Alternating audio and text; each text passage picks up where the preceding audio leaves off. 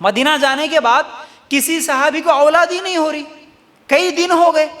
تو اس وقت پورے صحابہ پریشان تھے، اور مکے کے مشرک تانا بھی دیتے تھے، ہاں مکہ چھوڑ کے چلے گئے نا، ہمارے معبودوں کو چھوڑ کے چلے گئے نا، ہمارے بتوں کو چھوڑ کے چلے گئے نا، دیکھو ہمارے بتوں کی بد دعا لگ گئی، ہمارے بت تم کو اولاد نہیں دے رہے، جاؤ اب بے اولاد ہی رہو گے. اس طرح تانے دے رہے تھے.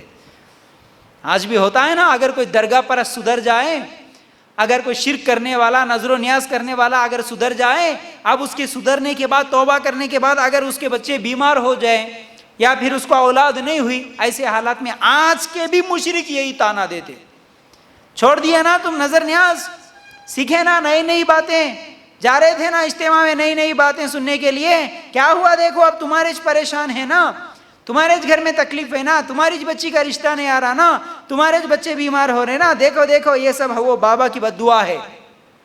تم نظر چھوڑ دیے، نیاز چھوڑ دیے، درگاہ کے پاس جانا چھوڑ دیے، اس لیے ایسے حالات ہو رہے تمہارے کو، اس لیے ایسے حالات. آؤ کرو پھر توبہ کرو، آ جاؤ. اس زمانے کا مکے کا مشرک بھی یہی بول رہا تھا. تم لوگ مدینہ چلے گئے، ہمارے معبودوں کی بد دعا لگی تم کو، ہمارے معبود ہی اصل میں اولاد دینے والے تھے. لیکن وہ صحابہ تھے، وہ ایمان والے تھے، وہ کلمے کا ترجمہ معلوم کر چکے تھے، کلمے کو دل کی گہرائیوں سے معلوم کر کے، اس کا علم حاصل کر کے کلمہ پڑھے ہوئے تھے.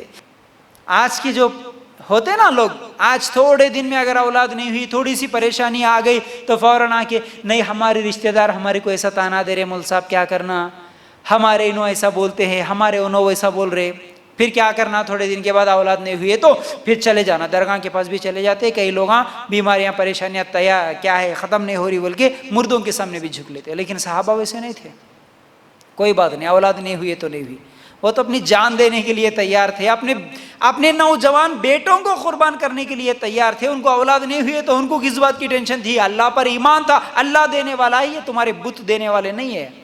حالانکہ ہوا یہ تھا کہ مدینہ کا موسم مکہ کے صحابہ کے لیے نیا نیا تھا. اب وہاں پر جانے کے بعد کئی صحابہ بیمار بھی ہو چکے تھے. تو اس وقت اللہ کے رسول صلی اللہ علیہ وسلم نے دعا کی، اے اللہ ہمارے یہ جو ہم ساتھی ہے، صحابہ ہیں، یہ جو بیمار ہو رہے بیماریوں کے لیے بھی، پھر اسی طرح اولاد کے لیے بھی، اللہ کے رسول صلی اللہ علیہ وسلم نے دعا کی.